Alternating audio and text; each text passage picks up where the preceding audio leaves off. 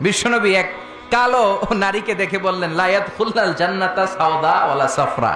কি নবী ছিলেন আমার! Sense of humour, sense of humour, sense of fun, sense of kidding. কি সুন্দর দুষ্টামি করতেন। বিশ্বনবী এক কালো মহিলাকে দেখে বললেন কোন কালো নারী তো জান্নাতে যাবে না। মহিলা কান্না শুরু করে দিল, বলল নবী এটা কোনো কথা হইল নাকি? জান্নাতে যাবো না কেন? কালা কি আমি হইছি নাকি? কালা আমারে বানাইছে কে? আবার ধলা আমনেরে বানাইছে কে? তিনি বানিয়েছে, তো আমার দোষ কি? ওই মহিলা কান্না শুরু করে দিয়েছেন, নবী আপনি বলেছেন 4টা কাজ করলে জান্নাতের 8টা দরজা খোলা সব নারীদের জন্য। 1 হলো যে নারীরা নামাজ পড়বে, 2 হলো রোজা রাখবে, 3 হলো স্বামীর কথা শুনবে, 4 হলো পরকিয়া না করে সতীত্বের হেফাজত করবে। 4টা কাজ করলে জান্নাতের 8টা দরজা খুলে দিবে কে? ও নবী আমি তো 4টাই করি, কেন জান্নাতে যাব না আপনি বলেন? বেজায় কান্না, কান্না করতে করতে মহিলা অস্থির। বিশ্ব নিয়ে বললেন থামো, আরে এত কেঁদো না, কেঁদো না, আমি তো মজা করছি। কি করছি? আমি জাস্ট কিডিং ইউ, আমি মজা করেছি, আমি ফান করেছি, আমি তো রসিকতা করে বলেছি তুমি যখন জান্নাতে যাবা তখন এরকম কুচকুচে কালো থাকবা না, তোমাকে পূর্ণিমার চাঁদের মতো সুন্দরী বানায় দিবে কে? বিশ্ব সুন্দরী হয়ে হুরদেরকে ফেল করে তোমার রূপের ঝলকানিতে হুরেরাও ফেল। সুবহানাল্লাহ, এরকম সুন্দরী হয়ে যাবা। This is the sense of fun. বিষ্ণুনবী কিন্তু মাঝে মাঝে এরকম ফান করতেন। সুবহানাল্লাহ পড়েন। আবার এক সাহাবী নাম আব্দুল উজ্জা, কালিমা পড়ার পর নাম হয়ে গেল আব্দুর রহমান। এই সাহাবীর সাথে সব সময় বিড়াল থাকে। কি থাকে? জাহিলি যুগে নাম ছিল আব্দুল উজ্জা। উজ্জা একটা মূর্তির নাম, এই মূর্তির গোলাম। ইসলাম ধর্ম গ্রহণের পরে নাম রাখলো আব্দুর রহমান। কার গোলাম? জোরে বলেন। আব্দুর রহমান হওয়ার পরে এই সাহাবা সব সময় বিড়াল নিয়ে ঘুরে। মসজিদে আসলেও কাঁধে বিড়াল, মাঝে মাঝে জামার আস্তিনের ভিতরে বিড়াল, মাঝে মাঝে পকেটে বিড়াল লইয়া নামাজ পড়ে। সুবহানাল্লাহ কোন। বিশ্বনবী একদিন মজা করে আব্দুর রহমান নামক ওই সাহাবীটারে ডাক দিয়ে বললেন ও বিড়ালের বাবা, ইয়া আবা হুরাইরা, হে বিড়ালের বাবা। সুবহানাল্লাহ পড়েন। আবু হুরায়রা কয় বিশ্বনবী বলছে বিড়ালের বাবা। আমার নবী যদিও মজা করে ভালোবাসা থেকে আমার নাম দিয়েছে বিড়ালের বাপ, আজকে থেকে কেউ আমার আব্দুর রহমান ডাকবি না, মরার আগের দিন পর্যন্ত আমি থাকবো বিড়ালের বাপ। বিড়ালের বাপ আমি। কিসের বাপ? সুবহানাল্লাহ, কি ভালোবাসতো সাহাবারা।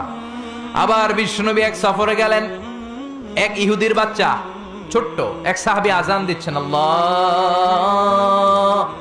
আকবার, আল্লাহু আকবার, আল্লাহু আকবার, আল্লাহু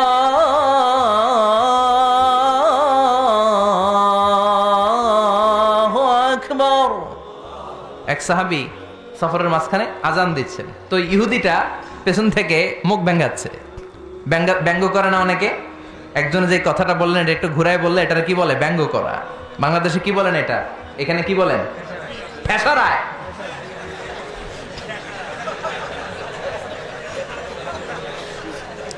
ঠেসারায়।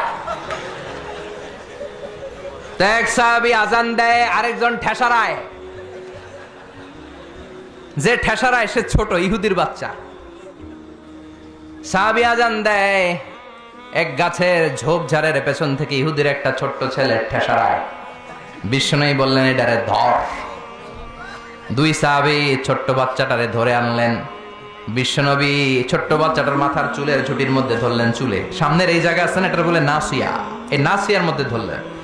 বিশ্বনবী বললেন নাম কি? কি করস? ঠেসারাইলি কেন?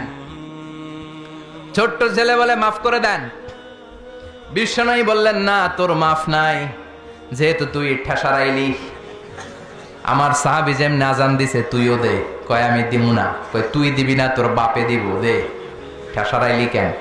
এবার বিশ্বনবীও ছাড়ে না, ভয়ের চোটে ওই ছোট্ট ইহুদির বাচ্চা আজান দিচ্ছে, আল্লাহু আকবার, আল্লাহু আকবার, আল্লাহু আকবার, আল্লাহু আকবার, আশহাদু আল্লা ইলাহা ইল্লাল্লাহ, আশহাদু আল্লা ইলাহা ইল্লাল্লাহ। এরপর আর পড়ে না, এরপরে আর।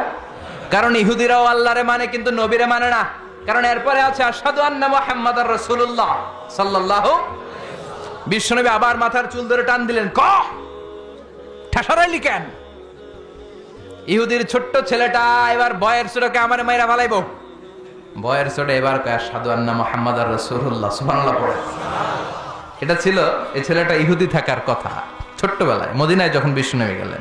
এরপরে শেষ জীবনে সে কালিমা পড়ে মুসলমান হয়েছে। আলহামদুলিল্লাহ। কোন কালিমা পড়ে মুসলমান হওয়ার পরে বিশ্বনবী তার মাথার চুল ধরে যেরকম টান দিছিলেন আর বলছিলেন, ঠেসারাইলি কেন, আজান দে। মাথার সামনের যে অংশে তিনি চুলে খাপ করে ধরেছিলেন, ওই সাহাবী ইহুদি থেকে কালিমা পড়ে সাহাবী হওয়ার পরে বিশ্বনবীর ধরা ওই চুলগুলো তিনি জীবনও কাটেন নাই। এই সাহাবী ডান দিক দিয়ে চুল কাটে, বাম দিক দিয়ে কাটে, পেছন দিয়ে কাটে, সামনের চুল কাটে না। সামনের চুল বড় হতে হতে মহিলাদের মতো এত বড়, পেছনে কোনো চুল নাই, ডানে বায়ে চুল নাই, চুলগুলো পেঁচিয়ে মাঝখানে রাখে আর পাগড়ি পড়ে। কারো সামনে যখন পাগড়ি খোলে অদ্ভুত চুল দেখে সবাই ভয় পায়। সবাই বলে, ও সাহাবী, ঘটনা কি, তোমার মাথার সামনের চুল বড় কেন? কয় এটার কারণ হলো আমি নবীর সাহাবীরে ঠেসারাইছিলাম। কি করছিলাম? আমি ব্যঙ্গ করেছি নবীর সাহাবীকে। সে কারণে আমি যখন ইহুদি ছিলাম, আমার পেয়ারা নবী, আমার বিশ্ব নবী, আমার প্রাণের রাসূল আমার মাথার চুল ধরে বলেছিলেন আজান দে। আমার নবীর বরকতময় হাত আমার মাথার যেই চুলের মধ্যে লেগেছে, মরার আগের দিন পর্যন্ত আমি চাই ওই চুলটা নিয়ে আমি কবরে যাব। এই চুল আমি কাটবো না, এটা আমি রেখে দেবো। সুবহানাল্লাহ পড়েন।